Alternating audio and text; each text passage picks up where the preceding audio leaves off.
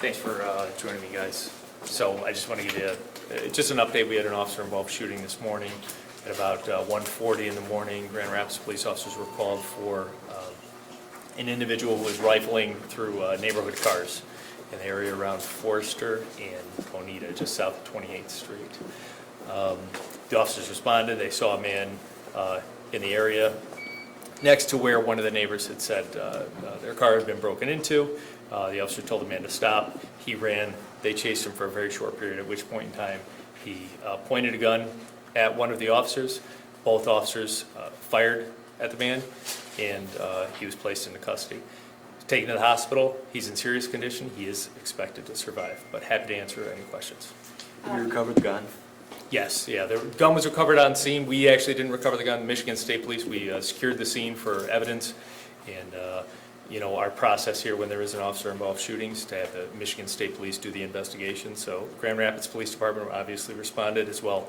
Kentwood came from mutual aid. Wyoming Police Department came. The Kent County Sheriff's Department came and set up a perimeter for just to secure the scene.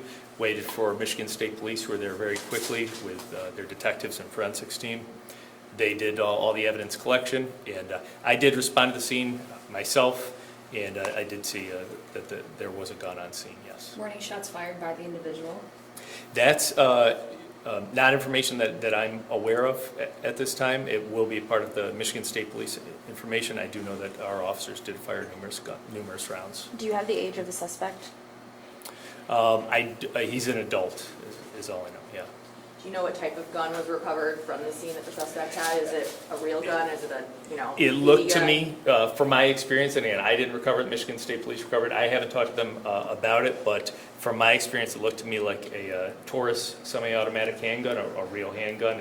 It's possible that it's something otherwise, but I would strongly suspect that it was a real gun. Is it believed that just one suspect was involved initially? That's correct, and again, the investigation is preliminary, but we did get cooperation from the neighbors who called the police and gave us this information about this man breaking into their cars, and they just indicated there was one offender doing that. Approximately what time did MSP wrap up their on-site investigation? You know what, they actually might still be down there. I'm not sure that it's completely wrapped up, but I was down there probably till about 3:30 or 4, and they were still doing their work down there, so at least till then. It was multiple cars that were broken into? That's correct, yes. Chief, any chance this is connected to Kia Boys? No, that's something that I thought about actually when I was headed down there, and generally how the Kia Boys operate, they go as a gang. It's a gang, and they go 3 or 4. They travel in groups. This was just one individual. Did have you know? you seen video of the incident? I have, yes. I've seen I've seen the. There may be other video out there, so I'm going to put that disclaimer out there. But I've seen both officers' body-worn camera video, and I've seen the in-car camera video. And I will say too that I have a team upstairs working as quickly as possible to redact what's needed to be redacted, because we think it's important in the spirit of transparency to get that information out to you so that you can get it to the public as soon as possible. Can you describe what you saw in that video for us? Sure. Yeah, as I said, the officers can be seen on the video responding to this call for service of an individual that's going through people's cars in the neighborhood. They're directed to a specific address where he was last seen seated in a vehicle. The officers approach that address, and they see an individual. Both officers exit the car. They make an announcement to stop police. They turn their lights on, their emergency lights, so they're clearly visible as a police car, and they start walking on foot. The man runs, so they run. As they approach him, the man turns with a gun towards his hand and points it directly at one of the officers. Your initial perspective is that officers did things correctly? So it's not my investigation, and I don't know what I don't know. And like you guys have seen before, I only have what the Grand Rapids Police Department has. I have 3 videos. I have both officers' body-worn camera videos. I have the in-car camera videos. I know that there was a canvass done for other video in the area. From my perspective, what I can say is that the video indicates that there was what appeared to me to be a firearm pointed directly at one of my police officers. Do you know how many times and where on the person the male was shot? I don't. The information that I got preliminary was that he was shot multiple times, that he was in very serious condition. However, he is expected to survive, but I don't have the details of where on the body he was shot. Chief, you're 5 months out of yoga. what kind of steps in the community are you and Mr. Davis, Mr. Washington doing to go out and explain what happened to the community to try to be transparent and work with them? Yeah, and good question, and this is the start. This happened at 1:40 this morning, and gather as much information as we can as soon as possible. Brandon Davis was the first person I called this morning. I woke him up, woke the city manager up shortly thereafter. Brandon head down to the scene with us, and just getting as much information as we can, as quickly as we can, talking to you guys, and then again, I got a team upstairs as we speak right now going through the videos to at least to be able to provide what the Grand Rapids Police Department has in the way of transparency, and without obviously interfering with the Michigan State Police investigation. Was this a two-man car, or were there two patrol officers? That's correct. Separate? That's They correct. were together? Yeah, the two officers were riding in the car together. You know Yeah. how far away they were from the suspect when the shots were fired? I would be guessing, but I happy to guess, they're probably about 40 feet or so. Yeah. Was it dark? Yeah, Streetlights? it was dark. There's some street lights there, and also headlights from the officers, but also the officers both had flashlights as well.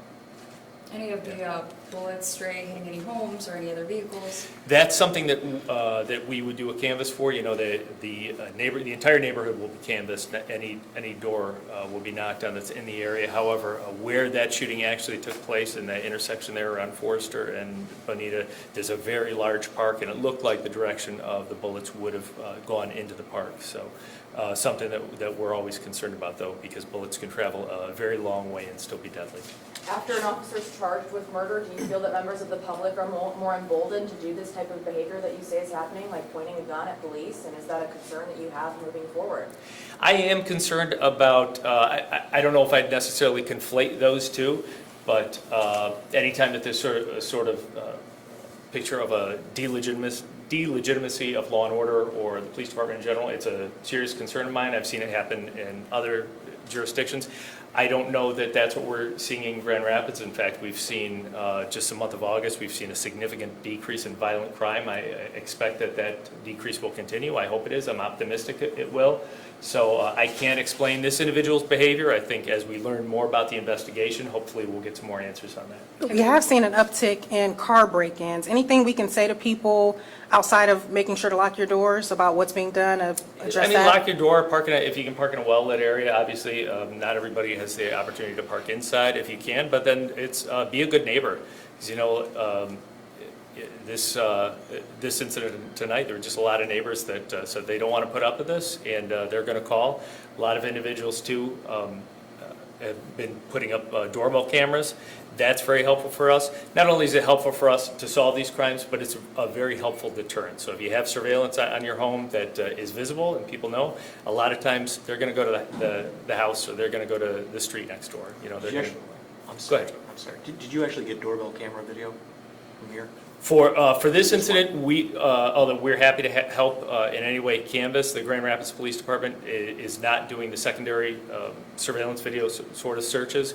We just have the video that we have, and any other help that the state police needs, we're happy to give it to them, but I expect that they will be collecting that video if such video exists. Have you spoken to the two officers? How are they feeling? Are they shaken up? I have. They're very shaken up, as I would be too, I'm sure, but I did check in with them today, and I told them before they left here, and I told them I'd give them a call tonight once they've been able to get a little rest. Do you know how long they've been with the department?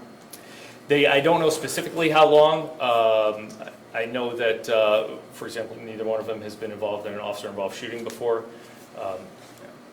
Chief, you instituted this two-man car policy back in April.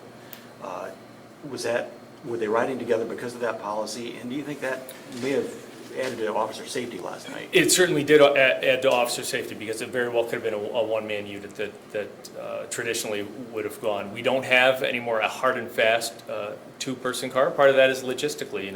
I've spoken to you and others here about the officer shortage, not only in the Grand Rapids Police Department, but across West Michigan and really across the country.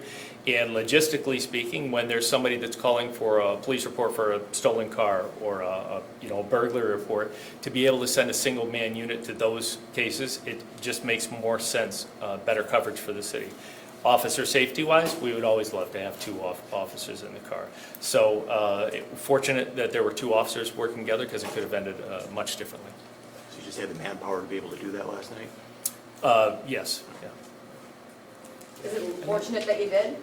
have Oh, the yeah, power it's- to do that last night? Because that's not every night, right?